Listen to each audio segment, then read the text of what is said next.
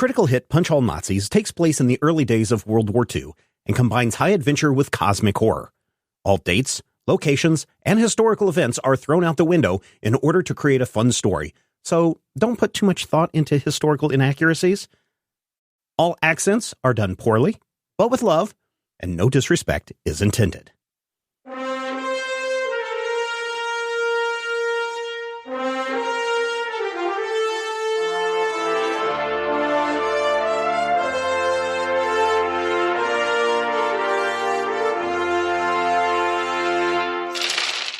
Last time on Critical Hit. Aren't you already dressed like a gentleman cat burglar? Yes, but as rubbery and as baggy and loose as their skin is, it's pretty tough. Just kind of give him a big hug. I was like, glad to see you're all right. Yes, let's go help your friends. Man, that's one thing I can't stand about the catacombs, man. It's all the ghouls. Oh, Nathaniel, I think because they're dragging Halen, they're going much slower than we are, and we should be able to catch them. They're just up ahead, if we hurry. Yes, let's go. Let's, everyone, prepped? Got my gun out. Sure. Make sure I'm reloaded. Okay. Yeah. I also have a gun, and probably should reload if we can do that without... Oh, sure. Cool. I mean, it doesn't take any actions to do gun reloads unless you're doing it in combat. And that's only if you've done a salvo. So yeah, you continue to go through these dark catacombs. For those of you that were carrying candles earlier, do you still have your candles, or did the candles go out and you drop them in the fight? I probably left mine. Okay. So it's a little darker, but you can still kind of make your way out. The two of you still have flashlights if you still have your flashlights, Valentino. Yeah, I believe so. Okay. Even if they were probably dropped in the fight, probably picked them back up and ran that on. That weird musty smell that came from the previous chamber that you were at, with all the mushrooms and the homeless man, it just seems to get more and more pungent as you move through these corridors. You can still see graffiti on the walls here and there. Some of it is graffiti that you would recognize in a language or symbols that you would recognize. But there are others that you don't recognize at all or don't make any sense at all. And if everyone would quickly give me a will plus resilience difficulty 1. Ha. Okay. So you get 1. So that adds a momentum back to your pool. No, Carlos does not. Okay. Brian does. Matthew. Why did Carlos needs to roll another die. Yay! There you go. Oh, there you go. A 1. And Doc gets 1 success. So, yeah, these strange markings do kind of give you a little bit of creepiness, but you're probably more wrapped up in trying to find Halen than to worry about what's writing on the wall. Apparently Cthulhu Roy was here. Yes. Up ahead, you start to see a glow, a light coming up ahead, and it's getting brighter as you move closer and closer until finally you enter a really large chamber. This chamber is lit by torches that circle the room, and carved into the room at equal intervals are these niches where there are coffins. Around the room, you can see bones and skulls. They're all lit by the eerie torchlight. Moving through the chamber are Mr. Montauk and Mr. Dienstock, along with a third man. He is of average height. He's got a little bit of a paunch. He's got a very thin mustache. All three are dressed in black, wearing long black leather trench coats and hats. Mr. Dienstock is tall and broad shoulders. He's a big, beefy, strong man. And Mr. Montauk is a little bit shorter, but he is very thin and slender. In between Montauk and Dienstock is Pontus Halen. You can tell as you enter this chamber that he has really taken a beating, and he's bleeding from the corner of his mouth. He seems to be half conscious. As you enter the chamber, the members of the Black Sun hear you, and they turn and they all point their guns at you. Yo, I recognize you two from the bookstore. And he's pointing at Doc and Dutch. You should have heeded my advice and stayed out of this. Oh, well, time to learn your lesson. Mr. Dienstag, Kane, kill them. And so Dienstag and Kane point their weapons at you.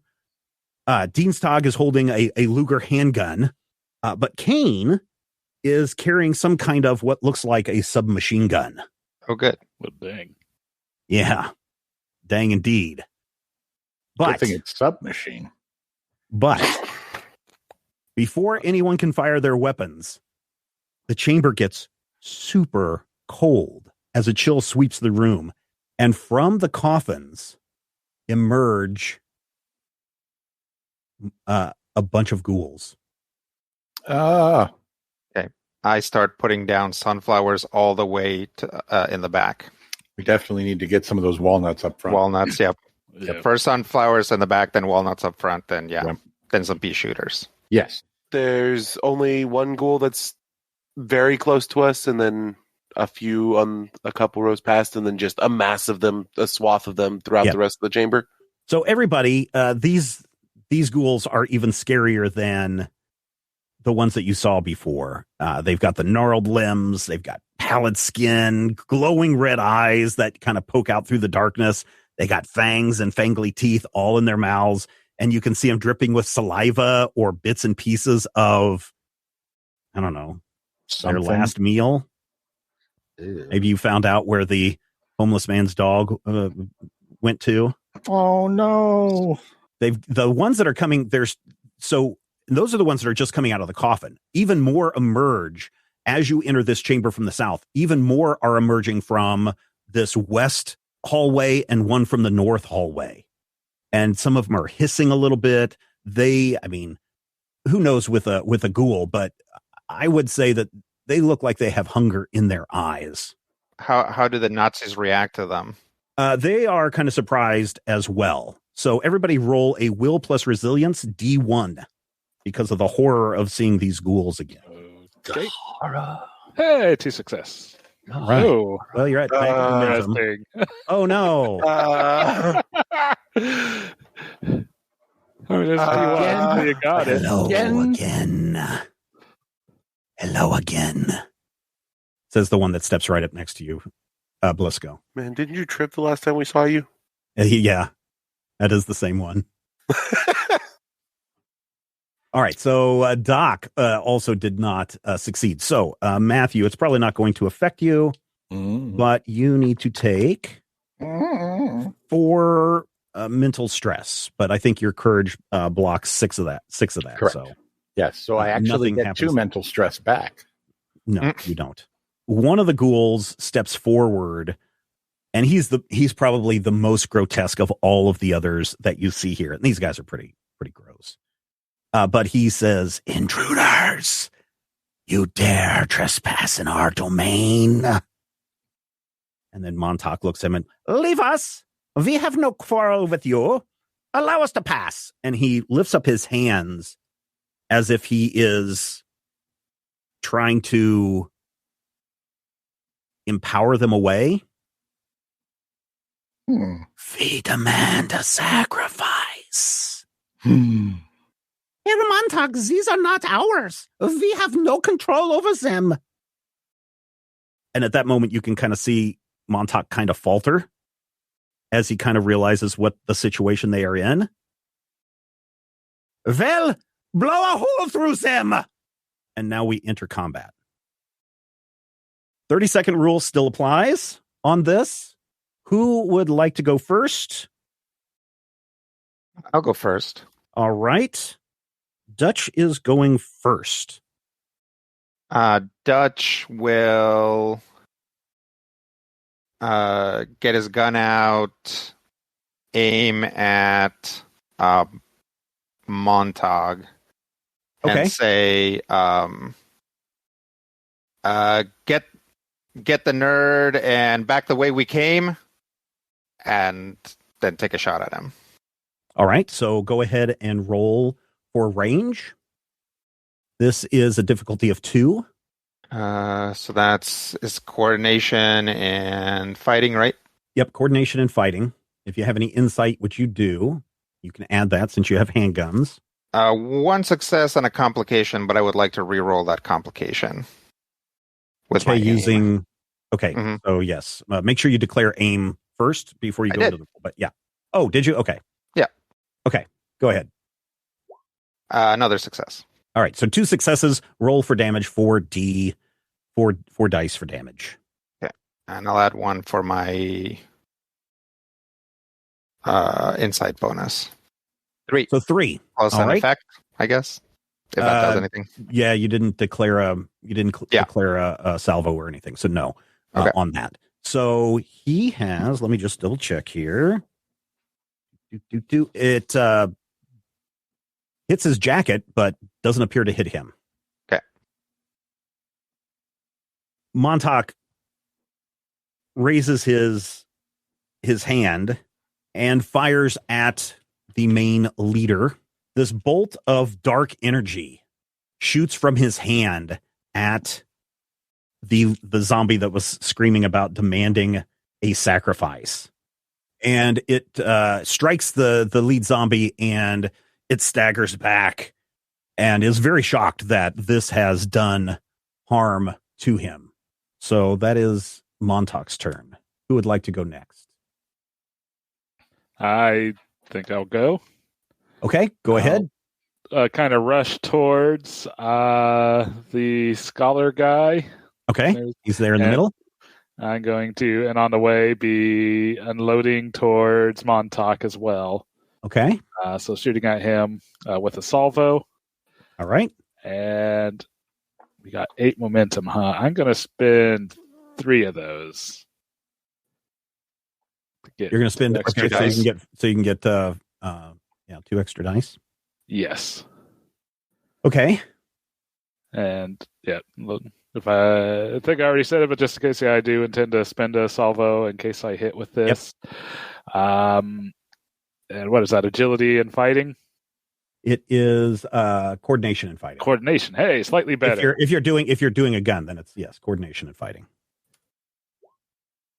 2 successes. Very good. Successes. All right. Roll some damage. Nice. Dang. So if you're doing so it looks like you're doing 10 damage, and he does take a couple of shots right in his shoulder, and one looks like it nicks his neck, and does some damage to him. You also create 1 injury on him. Yes. So he reaches up and grabs his neck, and at that point, he lets go his grip of Halen. And then it is Kane's turn. And Kane is just going to open fire on the group of you. Okay, he pulls back the bolt on his gun, and he rolls some damage on all of you because this is an area effect. You each take 3 damage, except for Brian, who is not in that range of the gun. I will go next. All right, go ahead. I would like to fire back at Mr. Kane. All right, you may. And I would like to... Can I do a salvo too? Because I have the same gun. You can, sure. Can I spend a momentum? No, you don't have to. I mean, you don't have to spend a momentum to do a salvo. What you're spending is a salvo. Got it. You are spending one of your ammunition clips. Boom. I'm spending a salvo to shoot. Well, why did you roll 3 dice then? I thought I had 2 normally. Well, no, you have to spend a momentum for the extra dice. The salvo causes the effects to be damaged. Oh, my bad. See, this is what I do. I figure stuff out, and I figure it out so that people can see how these mistakes are done. All right, so you miss. I got 1 success. Doesn't that do you needed 2. You needed 2 successes. I missed him. All right. Who would so then it is Zombie's turn. Zombie right next to Rob, right next to Blisco, takes a swipe. And this is combat, hand-to-hand combat, Rob. So you need to roll agility plus athletics. I would like to use a momentum on this. Okay. He. So you got 2 successes. Yeah, the zombie that tripped on his pants earlier and fell down and then ran off. He kind of swipes at you and almost like wraps his arm around you, like "Hello, friend," and then he quickly realizes his mistake and he takes his arm off of you. Those are the sacrifices. Those are the sacrifices that these ghouls have to take. Which means I think Doc has gone. Deanstalk has not gone. Deanstalk raises his hands, both of his hands, and from his hands, he has 2 successes. From his hands, there appears to be, I don't know, it's really weird, but it is now much harder for you to see these guys, Montauk, Deanstalk, and Kane. So the difficulty to hit these guys has gone up to 3, and that is his turn. Which means my turn. I'm going to tell our librarian friend, whose name I can't remember. Antoine. Yeah, I'm going to tell Antoine to back away and like kind of push him back towards the wall, towards the entrance we came from, and back up myself. So you push him over into the corner of the wall. That's the direction that he went. And I'm going to go over here and shoot at the ghoul that just tried to eat me. All right. What's the difficulty? Difficulty for these guys is 2. Okay.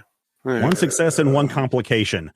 So boom. You shoot your gun and you fire at the ghoul. You can roll your damage on this. Boom. 1, 2, 3, 4, 5. Very good. He takes a couple of damage off of that. And because this chamber is round, one of your rounds is going to go wild and ping pachang and hit Halen with a ricochet. And so he's going to take what is that? 5 damage? Ooh. Yeah, he's going to take an injury from that. You hit him good in the leg. Okay, zombie turns. This group of zombies moves forward in an attempt to grab. There's another group of zombies that were on the east side of the chamber are all starting to make moves to you. The ones on the southwest corner all start to make moves to you, and 2 of them actually reach you on the from the east side. On the west side, the ones at the top again start to move down encircle the Germans, and the 2 that are closest to you, one moves right next to Dutch, and the other one moves right next to Dutch. So 2 zombies are going to take swings at you, Rodrigo. Actually, the one that is immediately to your left is going to take a swing at you. So you need to do an agility plus athletics. 0 successes. 0 successes. Okay. It only had 1 success. So again, it's going to miss you. The other one is going to stare at you very intently. And so ghouls obviously inspire a lot of fear. And so they can make a mental attack. 2 successes on that. And that will be 3 mental stress from the one that is standing right in front of you. Can I soak one of those with my courage? Yes, if you have courage, always soak one of those. Okay. There's no piercing on these. The one that is next to Doc is going to take a swing. And so, Matthew, you need to roll an agility plus athletics to defend. Okay. And I'm rolling 2, yes? Yes. Mm-hmm. Always roll 1? 2. Yep, difficulty 1. Oh, you got 2 successes. So good. He misses you. And then this other one that is rushed over, not the trippy one, Blisco, is also going to do an attack on you. I thought we left the trippy guy in the last chamber.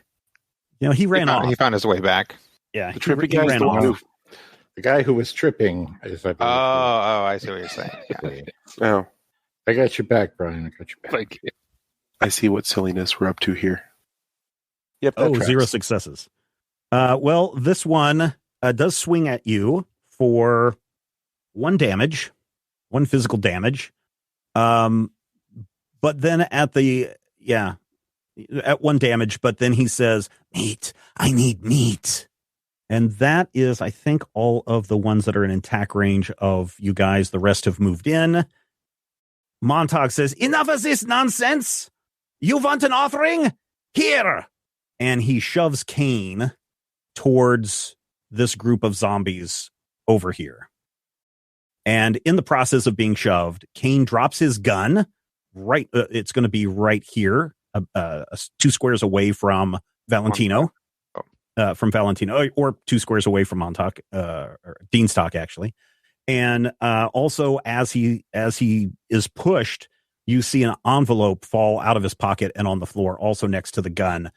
The ghouls instantly swarm on Kane, and he is down, and he is trying to crawl madly at back to his gun. And they are grabbing him. One of them bites his leg and he screams, and he's still trying to crawl towards his gun. Rosendaspa! And the ghouls grab him and they just start ripping him apart, limb from limb, guts being torn out, spilling on the floor. You hear his screams as these ghouls make off down the passageway with Kane. Ew. Yeah. So how many ghouls did we lose there? 4? About half of them. Okay, so more. Yeah. Oh yeah, there's probably 8, I think, that got away in that to go feast. And unfortunately, because of this now opening, Montag and Dienstag run away, are able to make their way to the north and escape out of the room. We hope we never see you again. Yeah, we don't want to see you no more. Okay. You are now all in a room with ghouls. Halen is slumped on the floor, kind of out of it. And we are at the top of the round. So who would like to go next? I mean, I think I need to grab that gun. Okay. So you're going to make a move for that gun. So you pick it up, and I will tell you what this gun is. This is not the exact gun, but it's the FG-42, which is a German submachine gun. It has a medium range. Its salvo is a stun effect. It is inaccurate, so there's a good chance that if you roll an 18 through 20 that you're going to miss. But it also has 5 damage dice instead of 4 damage dice. So it's a pretty powerful weapon. Would I consider to be able to grab that and shoot with it? Yes, I will allow you to grab it and shoot with it. Okay. I'm kind of thinking towards the southeast is the safest. Okay. So to the large group to the southeast, you can fire at them. Which one are you going to fire at? But I don't want to hit. I mean, you could go northeast, and I don't think you would hit. Well, you might hit Halen, but yes, if you're definitely going southeast, you can only hit one zombie at a time, though. Oh, okay. This doesn't have an area effect. All right. Yeah, in that case, I'll kind of start trying to clear off that area down there, so hopefully my companions can not be surrounded. I guess I'll shoot that closest one to me to the southeast. Okay. And what are we at on momentum? 7. I'll spend 1. Okay. Let's see what happens here. Hey, nice. 3 successes. 3 successes. So please roll 5D. All right, and I still get the 2 insight bonus damage. Oh yes. Also roll that. So 7D. Heck yeah. 8. Nice. This one is obliterated. Right. It slumps to the floor. This zombie, the leader zombie, screams, "We will not go down so easily. Leave that one." And he points towards Halen. "Leave that one, and we will let you pass." Nathaniel, don't listen to him. Wasn't intending on it. This zombie starts to move towards Halen. In fact, all of these start to kind of encircle this guy because they see hunger. Hunger is in their eyes. And they start to surround him. Who would like to go next? I will shoot them. All right. Which one are you going to shoot? Which one is right here? Who's right here? Which one? That's the one you're going to shoot at? Okay. This, yeah. Okay. I'm going to shoot him, and I would like to use a monumentum, if I may. You can, if you Okay. like. Now, since I declared a salvo last time, does that mean I am continuing to salvo, or do I have to continue? Nope. You have to do a whole new declaration of a salvo. All right. I'm going to try it without a salvo and see what happens. Okay. Without a salvo. Okay. I got a success. You got one success. You needed 2 successes on this. So you miss. Bat guano. The zombie right next to you tries to instill some fear into you. So if you will roll will plus resilience D2. Okay. I mean, what's the worst that could happen? I'll go more insane. Yeah, you could. I could. Oh, you got 2 successes. Very good. No, I did not. I'm sorry. I did 22 instead of 11. Well, I mean, it's still below 11. So yeah. Yeah, you got 2 successes. So you succeed, and this one next to you tries to strike an intimidating pose. Valentino, you hear Antoine say, "Nathaniel, throw me your lighter." All right. Come my next turn, I'll totally do that. You can do it now as part of his turn. Yeah, sure. Well, okay, here and coming. I lob it up. It's a nice, it's a really nice, fine lighter, and so it's got some heft to it. So it's not like it's going to catch a breeze or some ghoul is going to reach up and grab it out of the air. But Nathaniel catches it, and he picks up a piece of bone off the floor, like a leg bone or something that has some, I guess, fabric that has kind of turned greasy with age. And he lights the torch on fire, and he shoves the torch at the ghoul that is right next to Dutch. "Take this, you foul fiend!" And nice.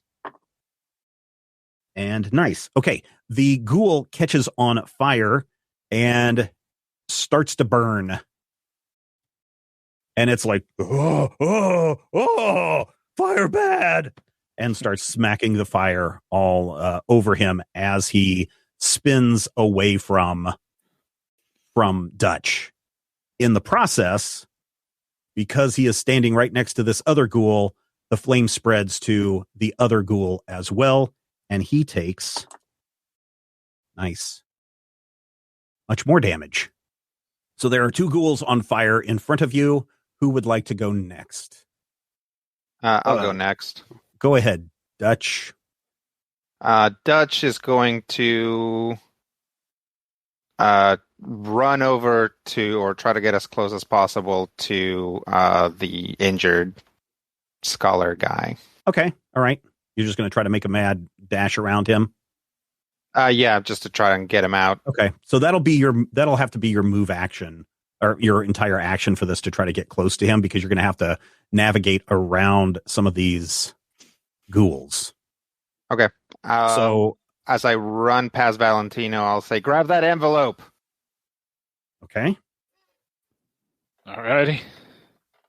Are you going to grab anything else as you're making your way? Because it looks like, and everybody should have control of your character, it looks like you're going to have to go this way and then up this way to grab him. You're going to have to go west and then I can't go through. northeast. I can't go through dock space. Yes, that's going to cause some. I mean, your difficulty is going to have to go up to a D2 on this move. So you need to what roll. Am I rolling? You need to roll an agility plus athletics to get around these guys for a D2. Well, that is something I'm very bad at. But okay, there's plenty of momentum. So yeah, and you can also give me threat. Spend. Let me see if I got something that can help me. Nope. Yep, I'll spend 3 momentum. Okay. To get 2 dice. 3 successes. So you get 1 momentum back, and you are able to make it up to. You're able to make it to Halen. Okay, I'll throw his arm over my shoulder. The ghoul that was standing right next to you is on fire, and he is freaking out. It is his turn. He starts to run in panic, to the larger group of ghouls over here, and you hear one of them say, "Carl, no!" And he runs right into this ghoul right here, the one that's next closest in this cluster, before Carl, the ghoul, drops dead from his flames, from being on fire. This other ghoul is now on fire as well. Who would like to go next? I would. Okay, go for it. I would like to. Why can't I remember his name? Antoine? Yeah, I would like to ask Okay. Antoine for the torch. Oh, yes, of course. Here. Grab it and shove it in the ghoul's face that's in front of me.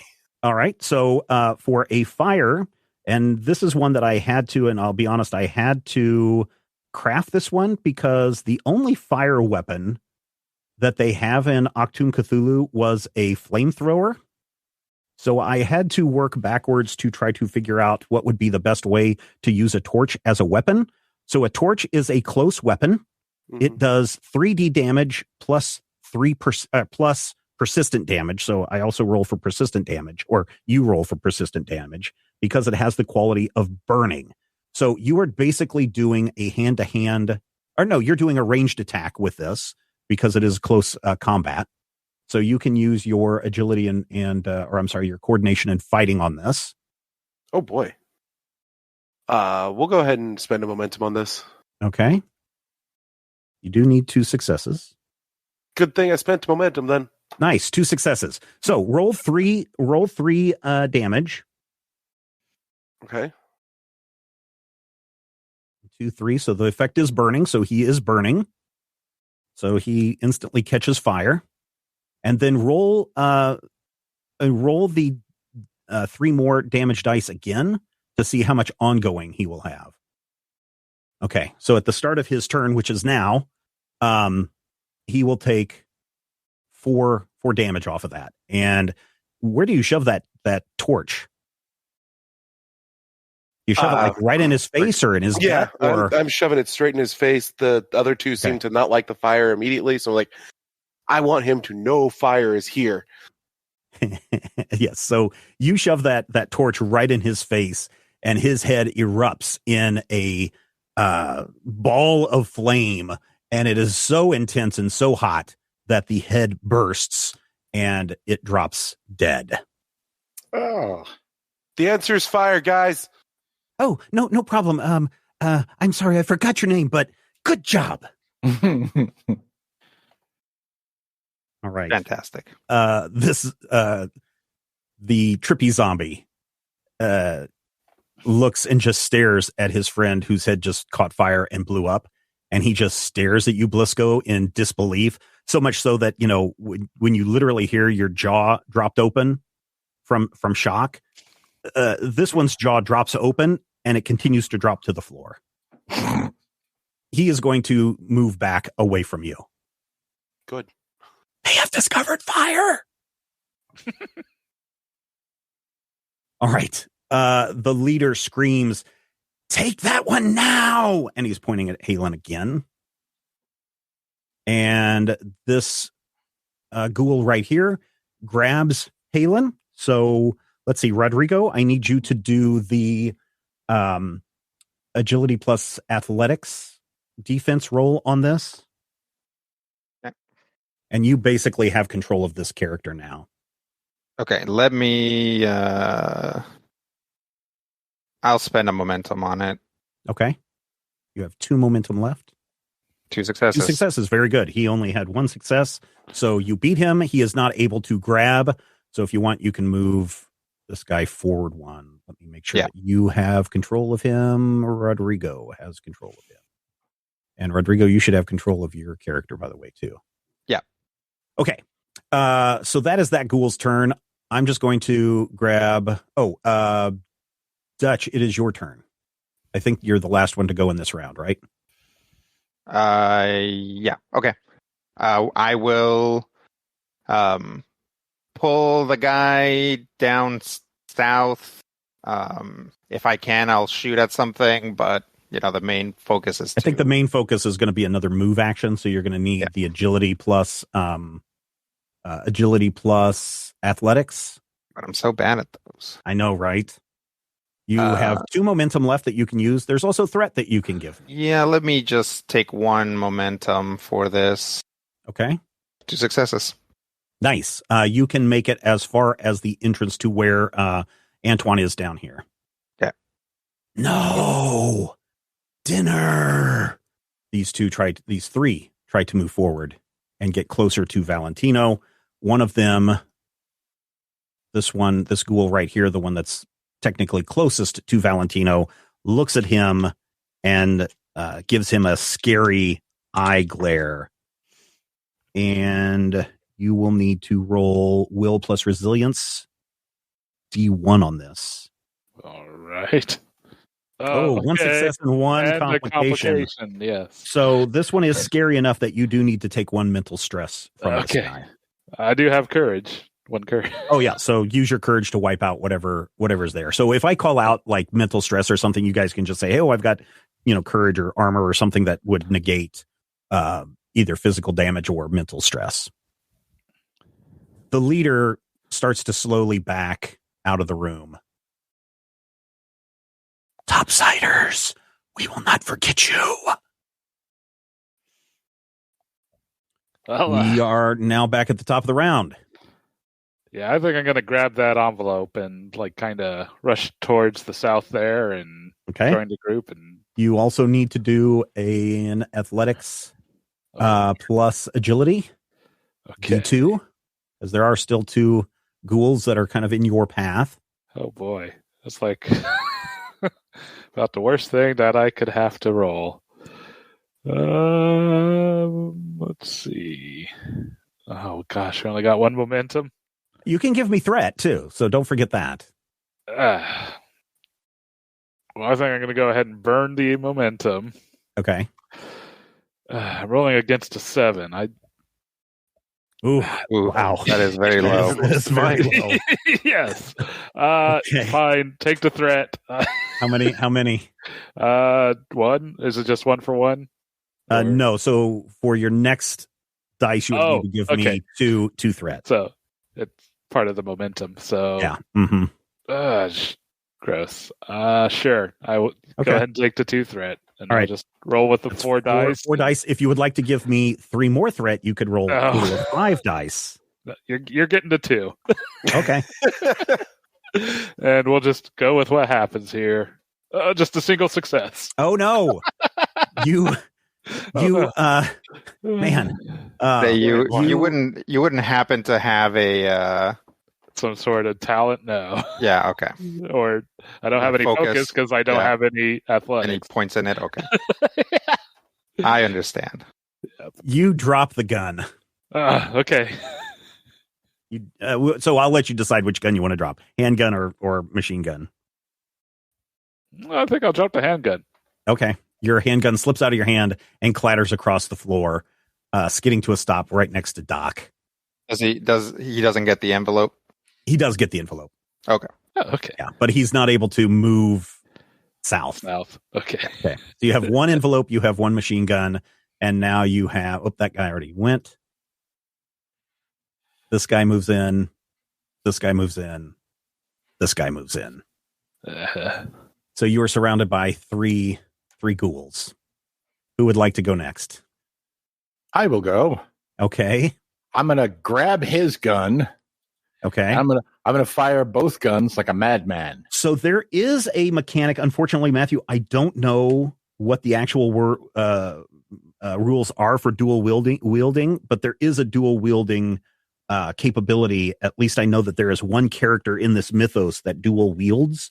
Okay. And I will let you go ahead and I will let you do one of 2 things. Okay. You can either use, and I'll go and clarify this so listeners, as you're like, no, that's not how you do it. My game, my rules. Here's how I'm going to do it until I can go and look up dual wield next time. Okay. You can either use, because the difficulty is still D2, you can either use the 2 guns to lower the difficulty to 1, Okay. or you can leave the difficulty at 2, at 2, Right.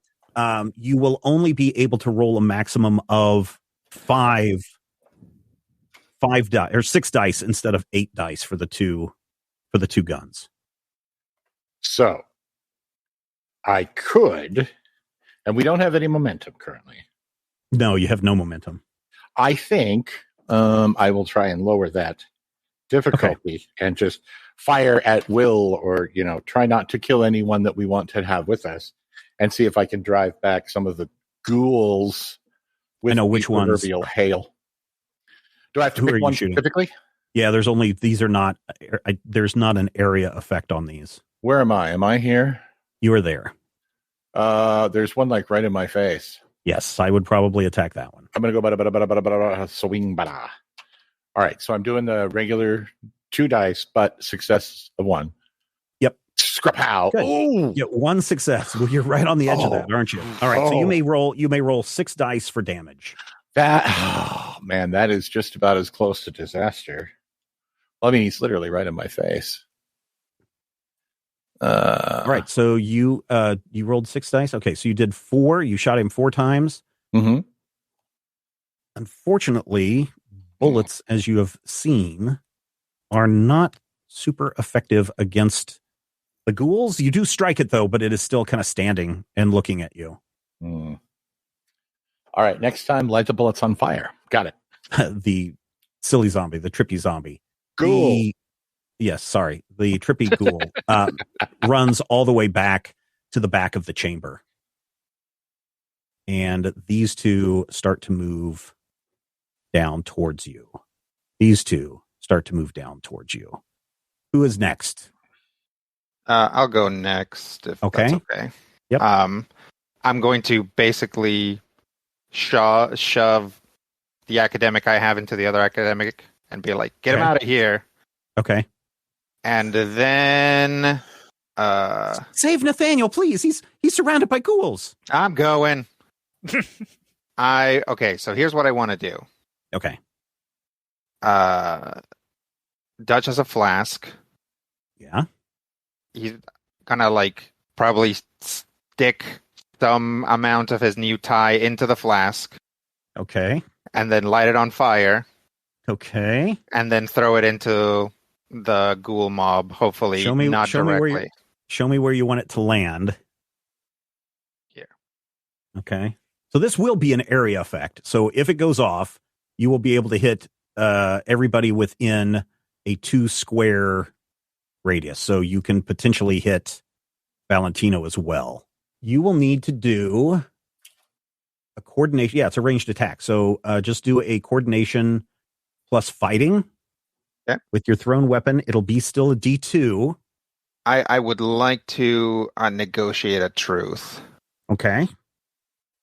Because I'm a jack of all. No, this is the truth that's on me. This is one of your truths. Okay, one of your talents. Okay. Yeah. Well, no, it's just the truth. Because I'm a jack of all trades, I managed to make a pretty decent and aerodynamic Molotov cocktail, lowering the difficulty by 1.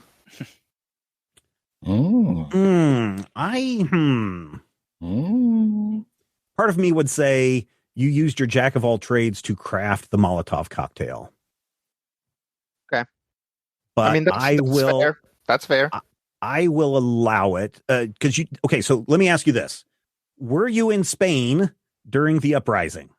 He probably might have been, yeah. All right. Then you know how to make a Molotov cocktail. Yeah. Then you may lower the difficulty to 1. Okay. And do we have any momentum left? No. There's no momentum. So here's hoping for 1 success. You got 2 successes out of it. So you get 1 momentum back. So it's going to land here, and it's going to affect all the zombies and potentially Valentino as well. So you may roll 5 damage dice on this. Okay. Because I'm using it as an area effect. All right. Yes. So this thing goes off, and all of these ghouls instantly catch fire and wither. Oh, wow. These 2 ghouls and Valentino take half damage, so that will be 3 physical damage. And Valentino, you are on fire. And you are on fire. So you will take, Rodrigo, please roll a D3 or three damage dice. 3 damage dice. Yeah, sorry. Is that 1 success? Or the plus? No, the pluses count? that's 3 damage. So Okay. on the start of their turns, Valentino will take an additional 3 damage, and these 2 other ghouls will take 3 damage. So kind of keep that in mind when it comes around to your turn, Valentino. Okay. This ghoul that has been standing around rushes over. I think he was on fire. No, he's already had his turn. I think that's everybody as far as the ghouls go. So Blisco, it is your turn. I'm gonna charge the next closest ghoul with the fire. Okay. No, that's Matthew's character. Ah! I'm gonna use that momentum again. Still a ranged attack? Yes, I'm using it as a ranged attack. Okay. Cool. It's because it's a close weapon. It's not hand to hand. So I'm like frantically waving it around instead of Right. Got it. Yeah, so like your handguns are also close weapons. They can work when you're standing right next to somebody. So this would also be the same thing. It's only when someone is trying to grab you, punch you, slice you that you go into hand-to-hand combat. Still difficulty 2 then, so Mm-hmm. I will go ahead and use that 1 momentum that we have. Okay. 1 success. Yeah. 1 success. You swing that flame around in front of the ghoul. He's startled, so he's going to take a step back. He has already taken damage from being shot, but he's going to take a step back. And I think that is I think everybody. Top of the round. Who would like to go first? Stop, drop, and roll. Stop, drop, and roll. So roll me a. What do I want you to roll here? I think I need you to roll. I don't know which is worse for you. Actually, this is probably better. I'm going to have you roll a agility plus athletics, difficulty of 1, to put out the fire and not take 3 more physical damage. All right, and we got 0 momentum. So we'll see. No successes. Oh, you have to take. Missed it by You have to take 3 damage, 3 physical damage. Oops. Yeah, I'm rolling on the ground, screaming while on fire. Yes, and you kind of hear one of the ghouls snicker at this right before he blows up, and the one right behind him also blows up. So you are no longer surrounded by on fire ghouls, but you are dropping and rolling on the ground. Fire.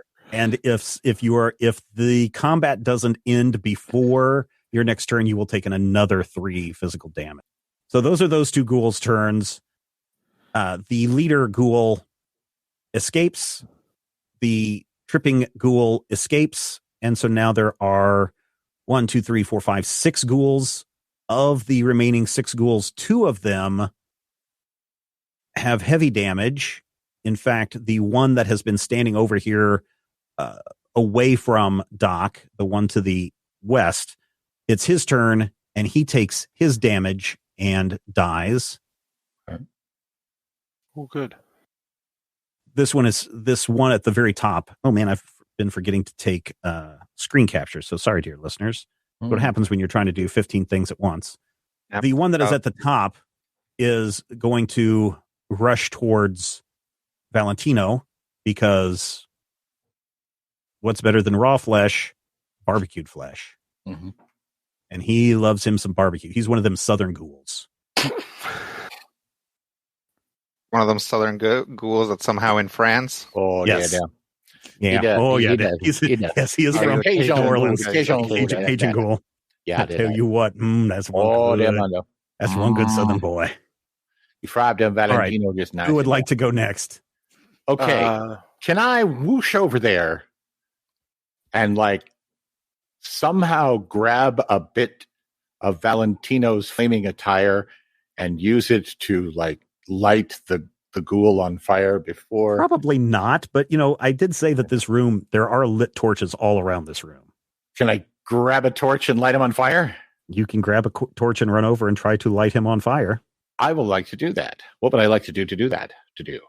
Well, you need to first run and grab a torch, and then get over to the ghoul, and then you need to make a ranged attack on the ghoul. Right. So a ranged attack is just going to be what coordination and fighting. Coordination and fighting. Okay. Yep. So I whoosh. I snag a torch. I roll athletically. I don't do very well getting up, and I swing the torch wildly for one and success. Miss, and just do a big swing and a miss. Whoosh. The babe would be very disappointed in you if he were still alive in 1939. Is he still alive? I think I have no idea when Babe Ruth died. Yeah, I think he's still alive. But you know who is alive? Oliver he Hardy. died in 1948. So, yeah. Oliver Hardy is proud of me. Yeah, I guess because of your miss. All right, that is Matthew's turn. You now have a torch in your hand. This ghoul is going to turn, and he's going to take a swing at you. So, Matthew, please roll agility and athletics. Agility and athletics. Oh, man, I suck at this. This is the one that you just shot, and the one that Blisco just tried to ignite on fire. Okay. His hunger is driving him so insane. One success. So you actually ended up with 2 successes on this because you rolled a 1. Oh, right. So you are able to, as you swing and a miss on the ghoul in front of you, the ghoul behind you, dodges out of the way as he's trying to lunge at you to get away from the torch, and he is not able to attack you that way. Oh, good. Okay, let's go. I'm going to position myself, and I'm going to come up here because I assume I would need to roll to get any further than that and try and get I mean, you could throw a torch at him if you wanted, but then you wouldn't have a torch. Then I wouldn't have a torch anymore. Yeah. And poke at not the one that just jabbed Doc, but the other guy. Okay. But so remember, this is the one that is just now tried to attack Doc. That ghoul has been shot multiple times. This one that is to your right is one of them fresh ghouls. He's still got the fresh ghoul scent right from the factory, which of course is decay and rot, Rodrigo. Right. That's the trim. Yeah. So are you going to still attack the fresh new ghoul? Yeah, I'm okay. Trying to get these guys to back off. Sure. More than anything else. Okay. Let's use a momentum again. All right. Nice. There. You ended up making 1 momentum off that because you only needed. So you're back to 2 momentum. So yeah, go ahead and roll damage. 3 dice worth of damage on this guy. 1, 2, 3, 4, 5. Okay. And roll again 3 dice to see what the persistence is going to be. Also 5. Oh, also 5. Okay. My mother said this was going to happen. And he backs away from you. This one, the way to have fun. Son. I know, right? This one is still very much has the scent of blood from Dr. Halen and rushes down to him and is going to take a swing. So Rodrigo, if you would, agility plus athletics. And remember, Halen already has 1 injury. Yep. How many injuries do you have? How much, I should say, Brian, how much stress total do you have? 6. Ooh, okay. You are going to have an injury from this.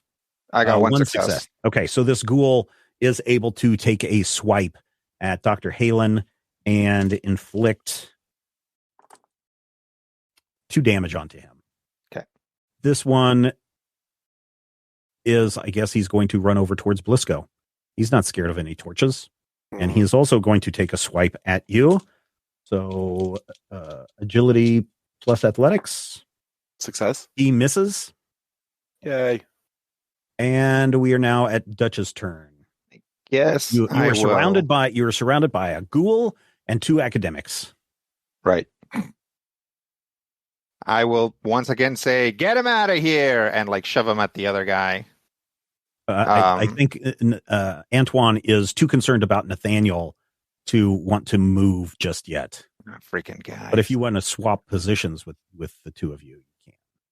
Yeah, I'll do a King's Castle, and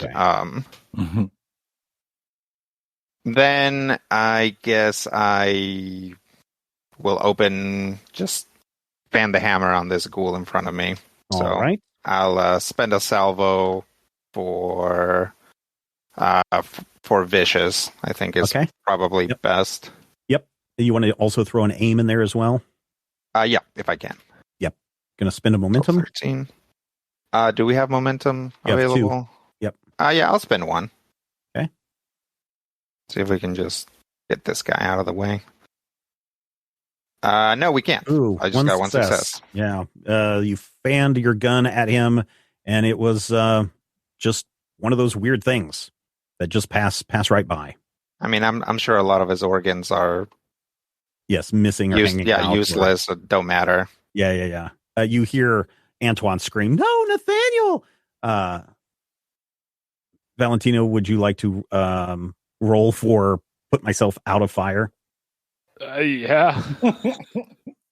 I'll go ahead and spend the last momentum to try. Okay. To juice this roll, because 1 success. We'll count it. You are going to have to take an injury, though. You are badly burned on your arm. Your arm is badly burned. Now, the doc can heal this later, but he can't do it in combat. Yep. All right, Doc. Okay, this ghoul right in front of you is going to take a swing at Valentino. And so, Brian, if you would, well, never mind. Those are both misses. Okay, good. Yeah. So, all right, who would like to go next? Anyways, I'll go. The ghoul in front of me is on fire. Yes, he is. Well, the ghoul that is right next to Doc is not on fire, but he is badly damaged. Okay. I'm going to try and deal with that one now, because the one in front of me is on fire. All right. Boo. 1 success. Yeah, no good. But it is enough to scare him and move him away. All right. This one that is right next to you, though, will take he's going to stare at you. He's going to open his mouth and roar at you. I don't like the sound of that. Yeah. So you will need to do a will plus resilience D1. No, that's not as bad as I thought it was. Haha! Oh, good. 3 successes. Oh, 3 successes. Great. He roars at you, but I think at this point you are not worried at all about these things, and their intimidation and scare tactics are not going to do anything. Brendan Fraser and the Mummy and roar back. Yeah, there you go. All right, who would like to go next? Have I gone yet? No, you have not. Oh, okay. I want to set one of these guys on fire. I have yet to set one on fire. How are you going to do that? I am going to hit it with the torch in my hand. Okay. Go for it. I'm going to find the most flammable part of its body, and I'm going to go. So which one are you going to? So tell me which one you're going to hit. There's one right in front of you and one to your back left. If it means I get to re-roll, it'll be the one. No, it's this guy right here. Okay, go for it. The one who's basically on top of us. I rolled 1 success. You needed 2. You swing and a miss once more. Matthew, do you not have, let's see, you don't have any bonuses in fighting, do you? No, I have bonus damage. No. But I don't have any bonuses to fight. Swing and a miss. This one that Bug Eater lit on fire earlier, this ghoul crashes and burns into a smoking heap along with the rest of his compatriots. This room is quickly filling up with smoke from the rotting remains of ghouls that have been lit on fire. And who would like to go next? I think the only one person is Dutch. Yep, I'll try to shoot the guy in front of me again. Try to open up this path. Salvo and aim? Salvo and aimed, and no momentum on the. Well, I'll spend 1 momentum since we have 2. All right. That's that movie with like Kurt Russell and Sylvester Stallone. Salvo and aim. Yep. Nice. 2 successes and a complication. I'd like to re-roll the complication. Very good. For another success. And does it matter? 2 successes because you have handguns, right? Yep. So that then gives you 3 momentum total, I think. So go ahead and roll your damage for 4D damage on this guy. Yep, plus my inside damage. Yep. So it looks like you're hitting him for 4. Is that right? Because you did salvo? Yeah. Yeah, right? 4 vicious, yeah. He staggers back. He is hit pretty hard. And we are at the top of the round. Who would like to go? Can I say something? Yes, please go. I'll be like, Doc, get Valentino out of here. Okay. Valentino, you are no longer on fire. Your arm hurts really, really bad. What are you going to do?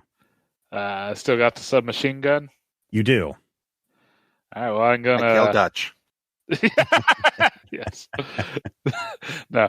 I think I'm going to kind of get up on one knee and point it at this ghoul in front of me. Which one? This one or the one that is right next to you? The one that's right next to me. Okay. Aim and fire? Yeah, go for it. The problem is you're going to have to add another level of difficulty on this because rifles are medium range weapons and you are in a close range. So this will be a D3 on this. Okay, so I'll go ahead and spend a momentum. Sure. And 1 momentum or 2 momentums? Or I'm sorry, 3 momentums. We do have 3 momentum. I'll just try 2.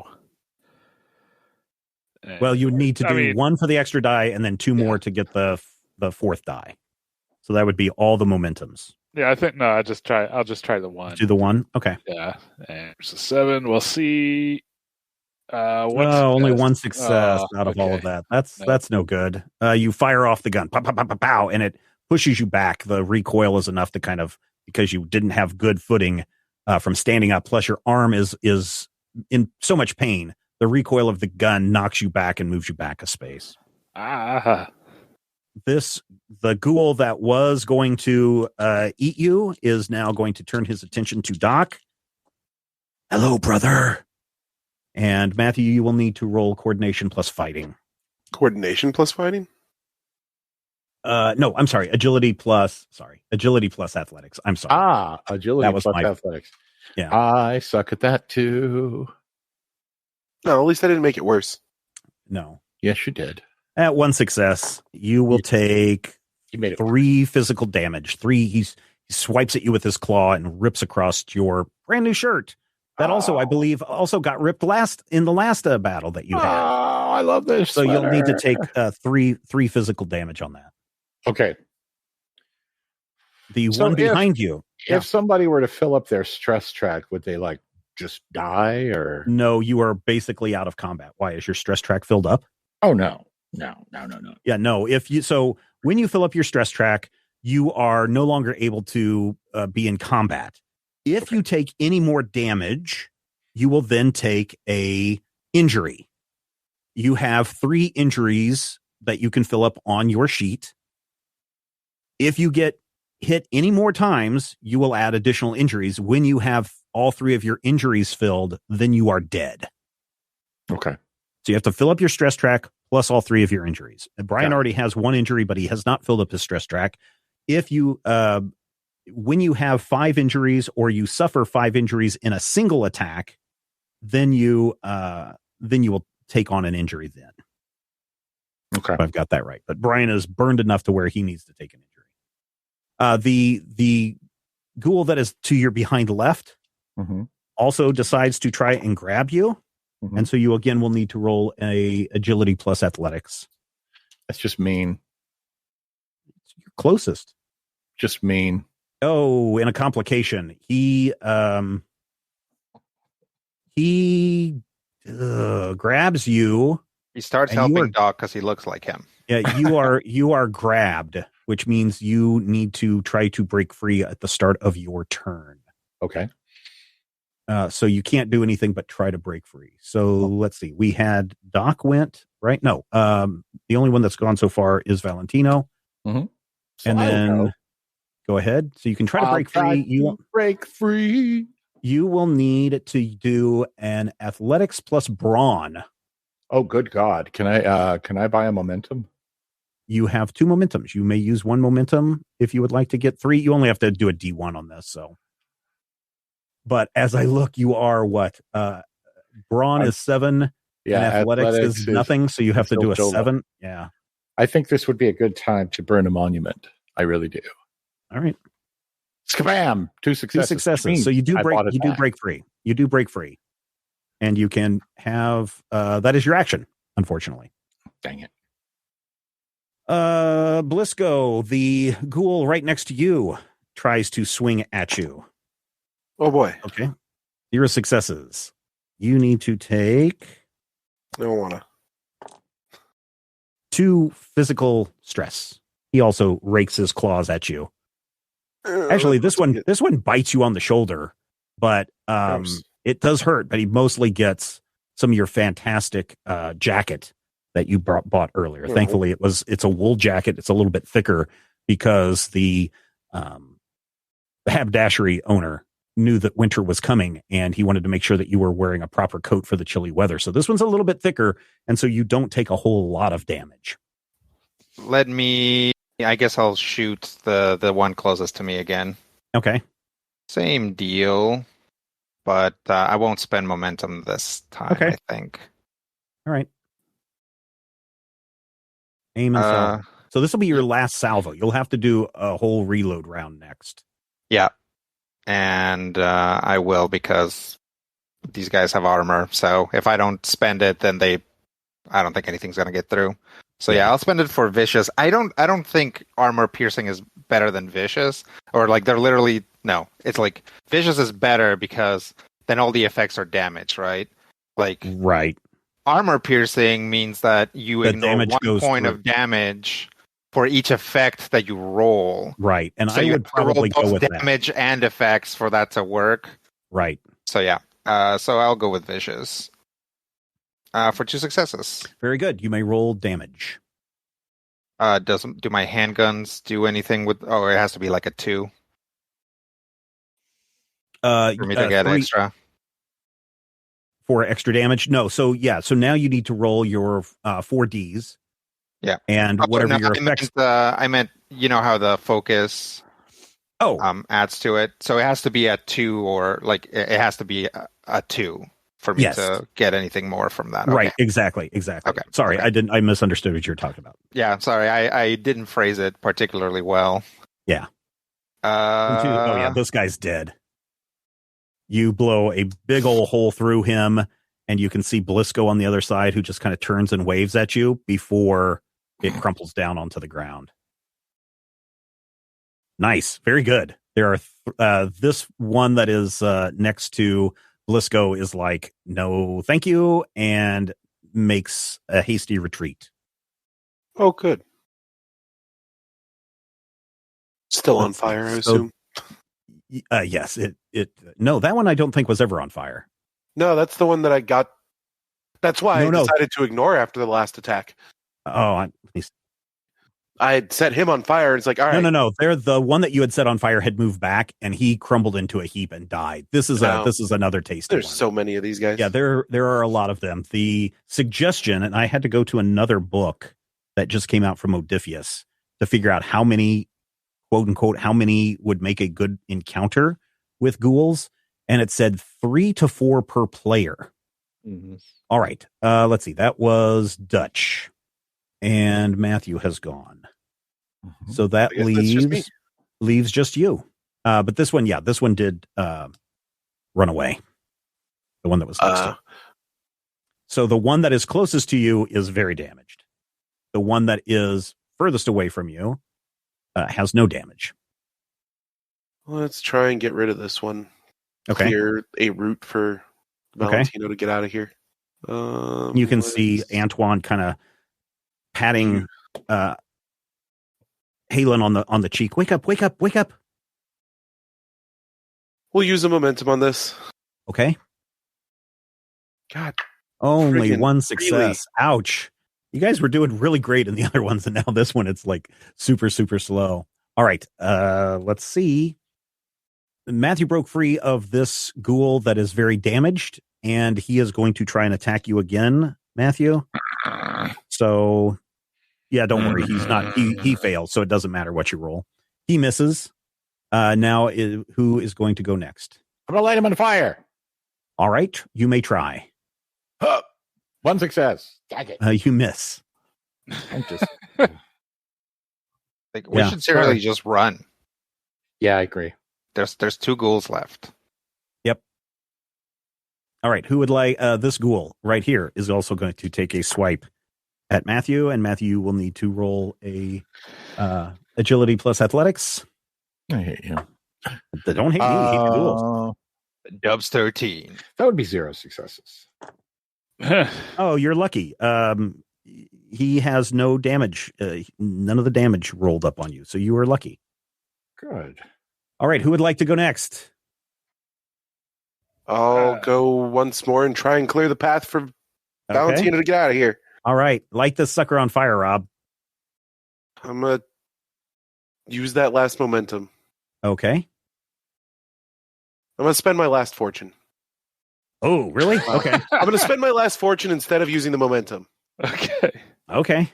Just momentum's easier to make than fortune. It is. Yeah, just the momentum. Okay.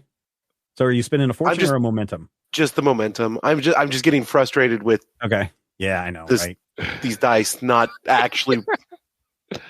Yeah. Oh my God. You miss. Well, you got 2 successes and a complication. Okay. Why? So roll your damage on this. It's 3 dice for damage. 3 and 3, yeah. Yeah. More than likely he's going to die. Oh, crap. Nope. He doesn't die on this one. Oh, dang. Okay. Roll your ongoing. Oh, it is ongoing no matter what? Yeah, roll one more 3. There you go. He'll be dead on the start of his next turn. So the first one you rolled for initial damage. Then there's persistent damage that happens from your second dice roll. And yeah. Okay. Who is next? Gone. Yeah, those ghouls have gone. Yeah, I'd aim and shoot at the one that's not as on fire. Oh, the one that's not as on fire? Okay. Yeah. You're no fun. I don't like you. But one thing is, everyone's gone. I shall feast tonight. Well, here goes. Okay. One success. I'm going to re-roll the 13 with my aim. All right. Oh, no. Complication. It got worse. Ouch. Ouch. Ouch. Ouch. Ouch. Accidentally pours a bunch of mustard on himself. Yeah, you accidentally hit. Well, you didn't have a success, so your complication would be. I mean, what? Another zombie shows up? A very basic complication is your gun jams. Yeah, that is true. So click. It's like click, you basically click, can't use the gun until you unjam it or whatever. You are out of ammunition. Okay. Click, click, no ammunition in that gun.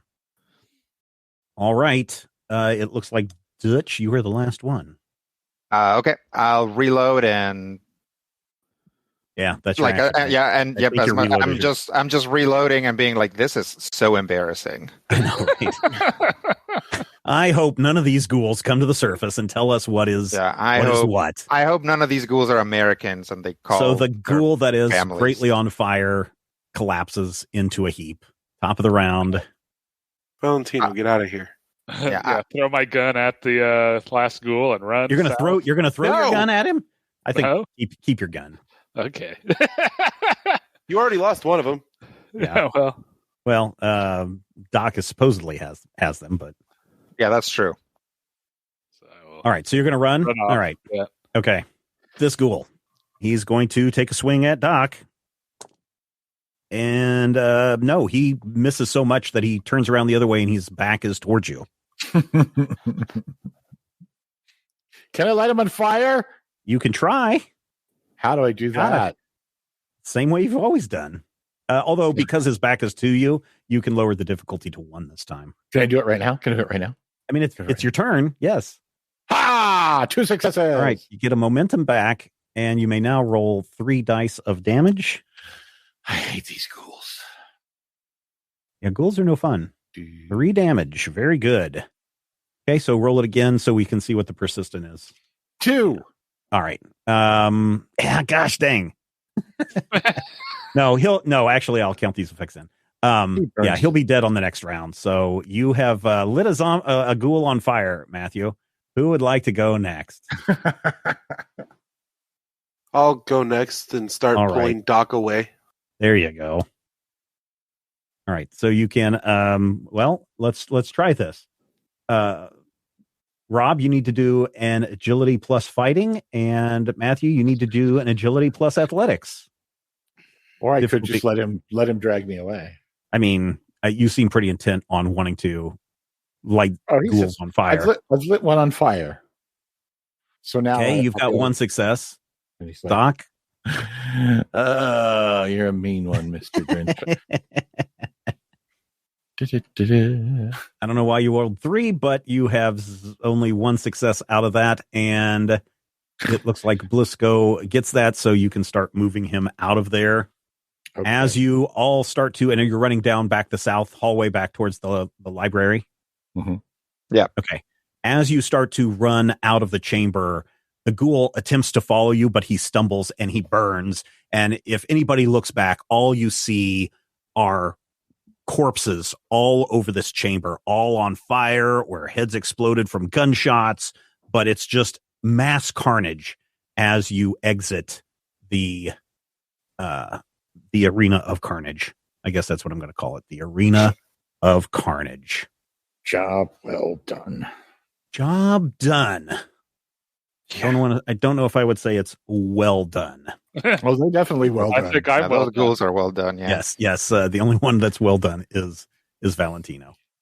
All right. So you make your way back through the catacombs. You pass the chamber where the homeless man was screaming and crying, my dog. And you keep moving back towards the library.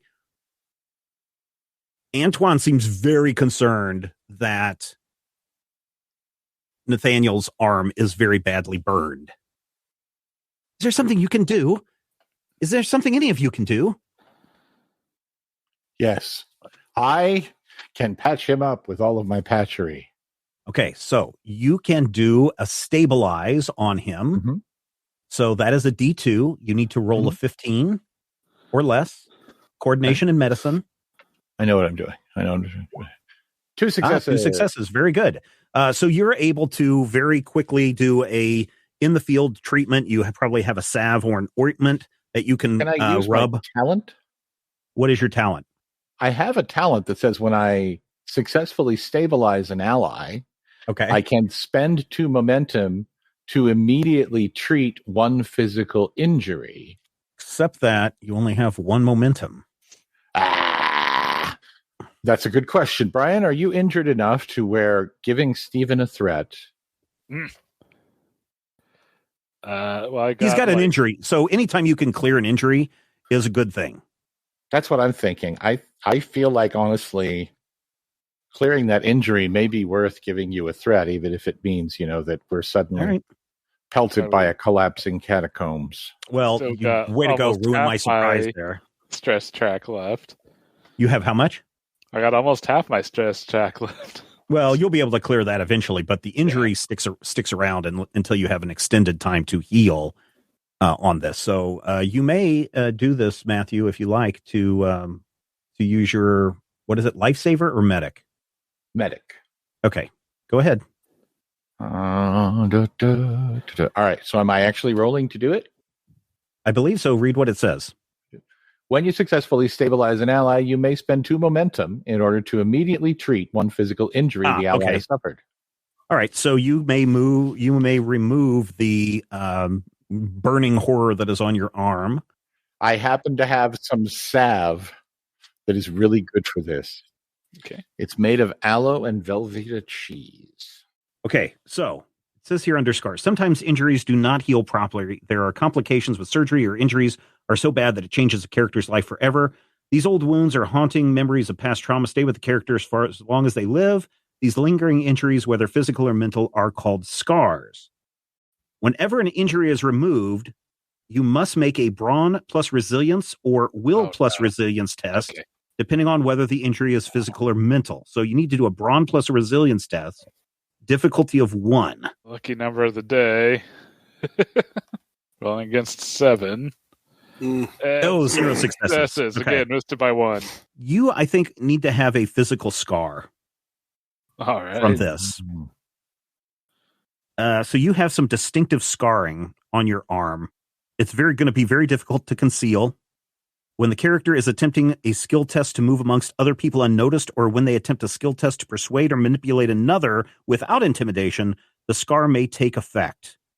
The player may gain fortune points, and the character's skill test increases its complication by a range of 3, as their scars risk drawing unwanted attention. This is on your arm. I'm not going to go that deep on that because you can wear a long sleeve shirt to cover that up. But if it had been on your face or your neck, then that would probably be something pretty bad. But you do have a personal truth on this. So you need to add a personal truth to your character sheet that says badly scarred arm. Okay, so you're able to treat that there, Matthew. It looks pretty bad. I mean, Valentino was rolling on the ground for a while trying to get that fire put out. Right. So he's going to be badly burned. But you fricasseed. Yeah. I mean, he'll be okay, I'm sure. But you make it back to Antoine's office. Is the other guy conscious? He did take a stray shot to the leg. Oh, he did do that. So, yes. Thank you for reminding me, Matthew.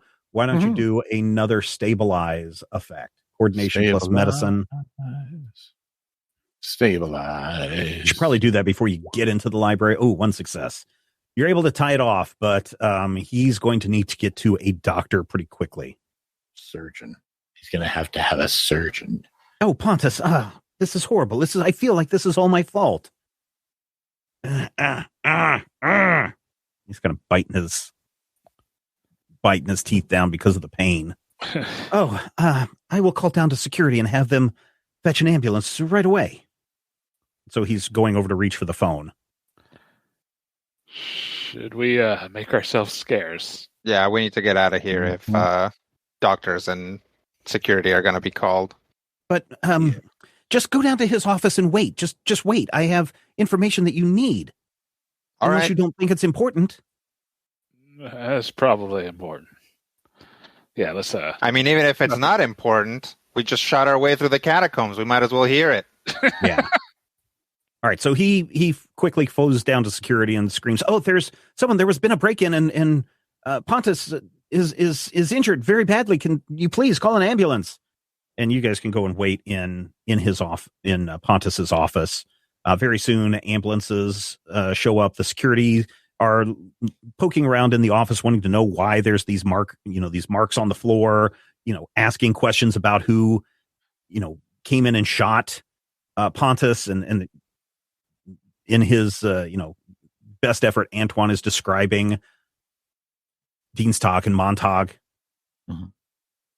And the security guard is saying yes, the ambulance people arrive and they are able to cart Pontus off, and they're like patting Antoine on the shoulder. Very good job on this tourniquet. If you had not putting a tourniquet on him, he would be dead at this point.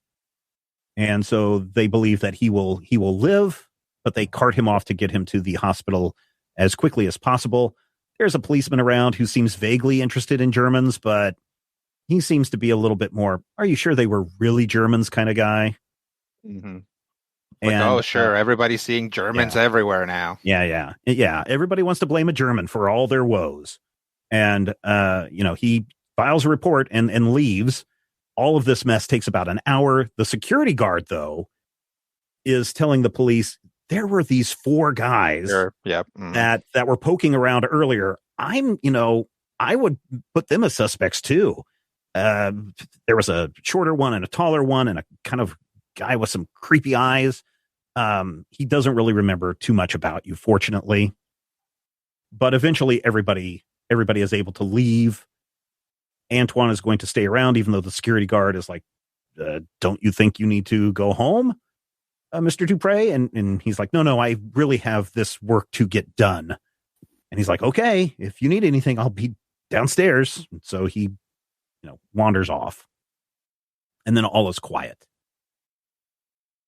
And you guys hear all this from the room that you are in, which is like 3 or 4 doors down from Antoine's office.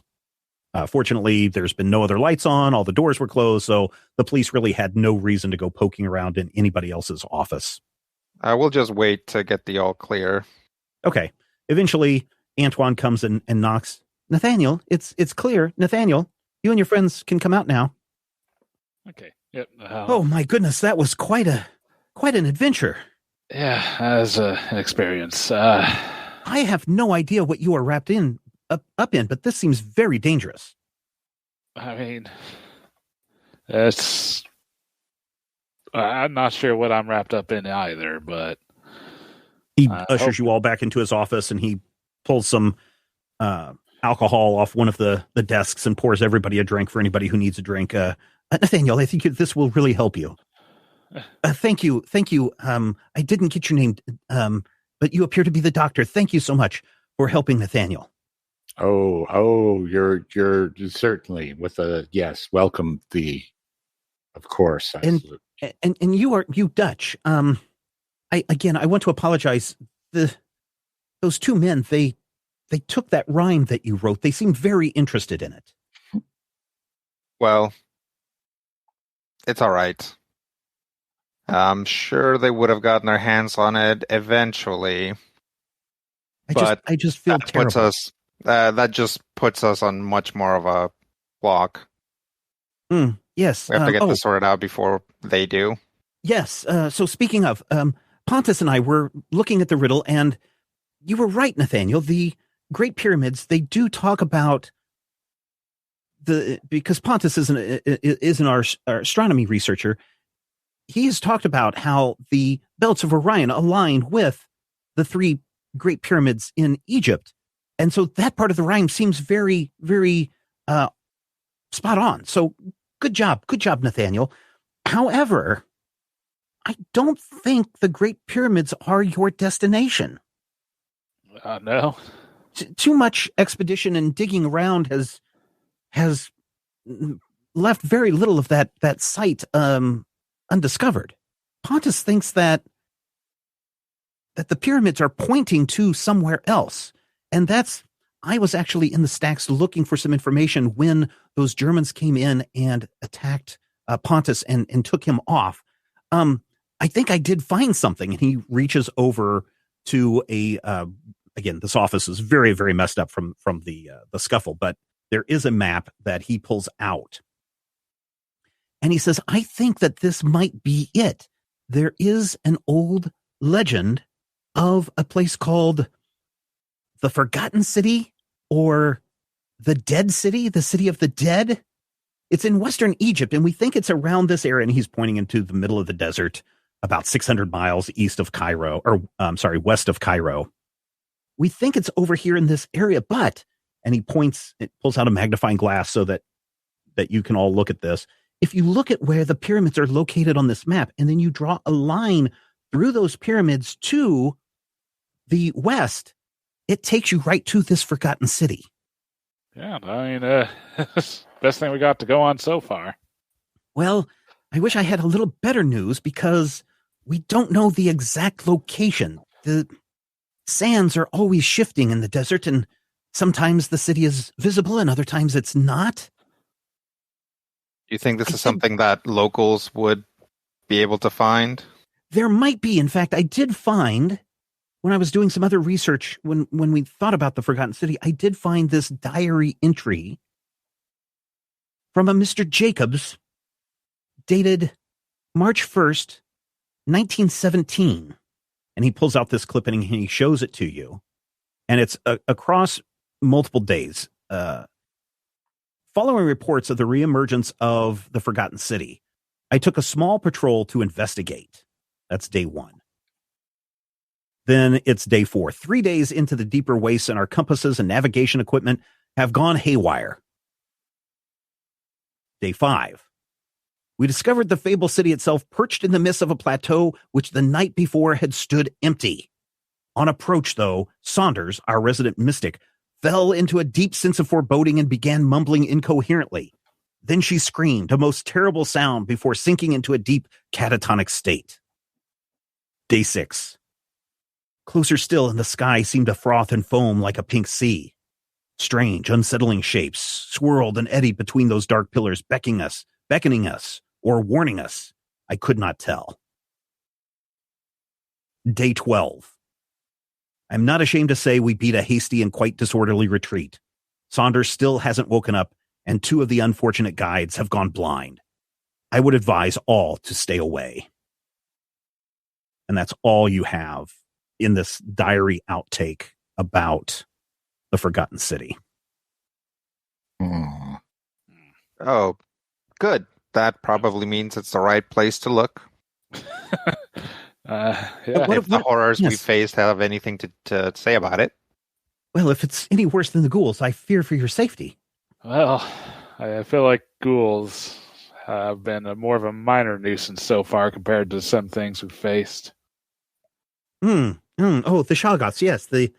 Again, I don't think they were really Shoggoths, but okay, we'll go with that for now. Well, I could continue to research this for you, Nathaniel, if you like. Yeah. If anything you can find. Let's see. I guess he's already got contact with Project M or whatever. Department M. It's complicated, right? So yeah, you can ask him if you should probably ask him. Okay. Yeah, so, you were referred to us as a contact. Oh, yes, I did receive a phone call a day or so ago from a British man who said that there would be some people here coming for research. He didn't say any names, so I was quite surprised that it was you that appeared. I see. And they didn't give you any means to contact back? No, they just asked us if we could help you out when you arrived. They did say that you might be able to pay me 50 monies, but it was only 50 monies. But knowing that it's you, Nathaniel, and knowing that what you have done to help Pontus and myself tonight, and because you and I are very close to one another, I would feel awful taking money from you and your friends. I mean, we're given a bit of a stipend. I think it'd be all right if we shared the wealth. But I don't know. Should we give him the number? The phone number to Section M? I think maybe what we should do is tell Section M that he is absolutely an asset and that his life has been placed in danger. And then hopefully they will communicate with him, tell him what they want him to do, etc. Yeah, good call. And otherwise, be real careful with the information you give out. Hopefully, they'll be able to pass us along anything else you find. Okay. Yes, I definitely. You have my number, right? Still? Yeah, absolutely. Okay, then. You look awful. It's been a long day. I can imagine. Maybe we should all just go home and get rest. Yeah, perhaps. Yeah, it opens up an additional issue that, assuming everybody goes home and gets rest, Montag and Dienstag are in our hotel. Are they, or did they run away? Yeah. I don't know. If there was only something that you guys might be able to find out about that. So are you guys going to head back to the hotel? Well, before we run off, maybe did that envelope survive all that? Oh, it did. Surprisingly, it did not burn in your burningness. It was actually in your other hand at the time. That's why you got burned so badly. You were protecting the envelope from the flames. I suppose. So you open up the letter. Yeah, we should probably check out whatever this is. Okay, so I'll probably have to give it to Dutch because I don't speak in the Dutch. Okay, so you open this up, and everybody gathers. You have to hold it underneath the lamplight on the desk, Rodrigo, for everybody to see it. Everybody crowds around, so everybody's like leaning in, looking over your shoulder. And this is translated. This is translated from German to Exart Reinhard Weissler, which you guys already know is the head of the Black Sun. This was a bit of information that you were told before. Subject: Operation Golden Eagle. My esteemed Exart Weissler of the Black Sun, a unique opportunity has arisen for the Reich. Clark Gable, the Hollywood icon, is currently in Paris, and I entrust you with a mission of capturing him. Your orders are simple. Assemble a skilled team of operatives with fluency in English and French. Infiltrate Paris under false identities, evading detection from the local authorities. Locate Gable and execute a swift, discreet abduction, ensuring his safety. Transport Gable to a secure location within the Reich for further instructions. In recognition for your achievement, a reward of 5,000 monies will be granted upon the successful completion of this mission. Act swiftly and precisely, for the success of Operation Golden Eagle shall demonstrate an undeniable power of the Reich. Heil Hitler! And it's got Hitler's signature there. All right. Well, this man was devoured by ghouls. Are we worried about his team still being active? I think we should be. All right. Let's go back to the hotel and see if we need to save Clark Gable. Okay. Antoine escorts you down to one of the main entrances. He pulls a key from his pocket, unlocks the chain so that you can go out the front door without being seen by the security guard. He tells you, he turns to Nathaniel, Nathaniel, I will need to go out the security entrance, so I'm going to lock up here, and then I'm going to go back to my apartment. Okay. And I hope to see you soon. If I can get away, that'd be nice. We got something else to look into now. I hope I can see you too soon as well. Okay. You two give a nice, warm, hugging embrace. Yes. Favoring watch the arm, though. Yeah, watch that arm. Oh, I'm so sorry. I'm so sorry, Nathaniel. It's all right. It's nothing. It's nothing. The sweater seen better days.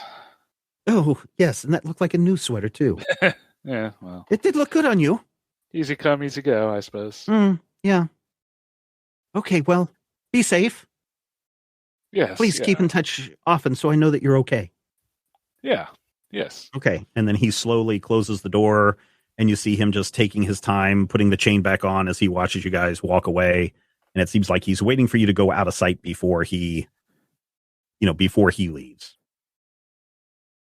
So you make it back to the hotel, and the eerie thing is, it is just striking midnight when you get back to the hotel, and there is an eerie fog that is starting to roll in.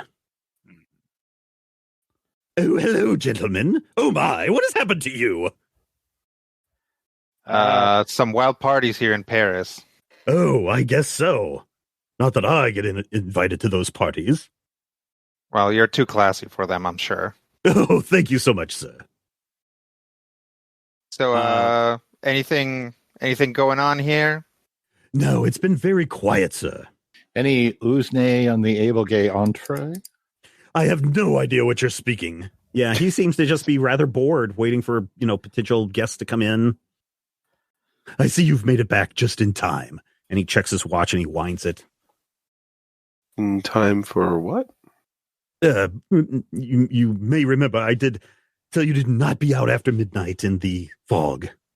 Right. Oh, yeah. Well, gentlemen, it looks like you need some rest, so I would encourage you to go and sleep well.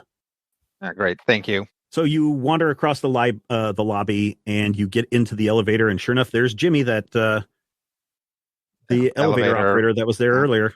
Oh, hello, boys. Oh, my, looks like you've had a night. Oh, yeah. When's your shift over? Oh, I feel like I'm always working.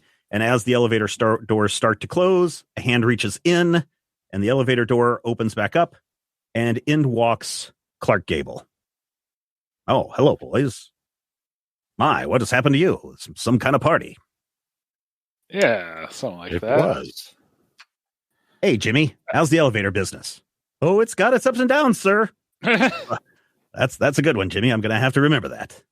Are you ready to go to your room, Mr. Gable? Yes, I'm very tired. So you guys are in an elevator with Clark Gable. You guys do or say anything? Dutch probably would under normal circumstances, but he's like, I don't want to, he doesn't want to tip his hand. Okay. So he's just gonna be like polite and be like, oh yes, clearly recognizing who he is and maybe acting a little starstruck. Okay. Jimmy starts to close the elevator doors once again, and just before they close, another hand reaches in, and the elevator doors open. And there are two very smartly dressed men with chiseled jaws, blonde hair. They probably both stand around 6 foot. One of them steps into the elevator and pulls out a gun and points it at Clark Gable. Mr. Gable, you will come with us. Shut the gate on his hand and be like, Jimmy, put the lever. No, I don't know. I don't know if that would work. Before you guys, I don't know if you're all just tired from all the ghoulish action that you've encountered, but it seems like you're all kind of shocked to be standing there and to have this happen right there in front of you. But before any of you can do something, there's a gunshot, and the German's head just kind of explodes. And that gunshot comes from Jimmy, who's holding a gun. And Gable looks at Jimmy and says, "Damn it, Jimmy. I thought they were going to come for me, but just not right now." And then he turns to the group of you and he says, "Listen, there are some Germans that are, for some reason, wanting to drag me off to Germany, and I need to get out of here." And he looks at you guys. He can see one of you carrying a machine gun. Any chance you guys might be able to get me to the airport? Absolutely. Sure. You do this, and I'll get you anywhere you need to go.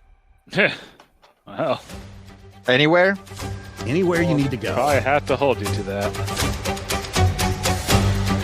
Critical Hit Punch Hall Nazis is a production of Major Spoilers Entertainment and was produced and edited by me, Stephen Schleicher. If you would like to get a behind-the-scenes making of this episode, be sure to check out the GM Roundtable Octoon Cthulhu Edition at our Patreon page, patreon.com/Major Spoilers. Each week I discuss my plans for the upcoming game session, and Dr. Brad Will is there to share his reactions and advice on how to be a better game master. I will warn you, though, there are spoilers galore in every installment of the GM Roundtable Octoon Cthulhu Edition. So, if you don't like spoilers and don't want to know what I am planning next, don't listen to these episodes. Though, I will say, if you do listen, you'll be able to see how and where the players throw a wrench into my plans, and you're also going to have greater insight into the world that's being built into this campaign.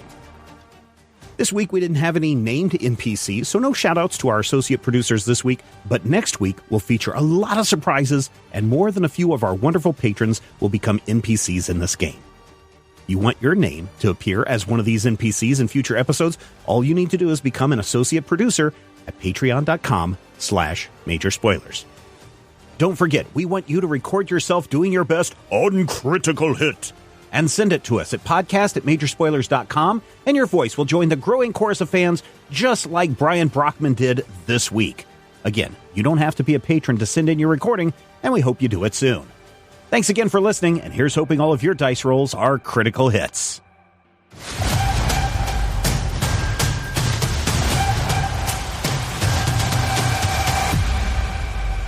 This podcast is copyright 2023 by Major Spoilers Entertainment, LLC.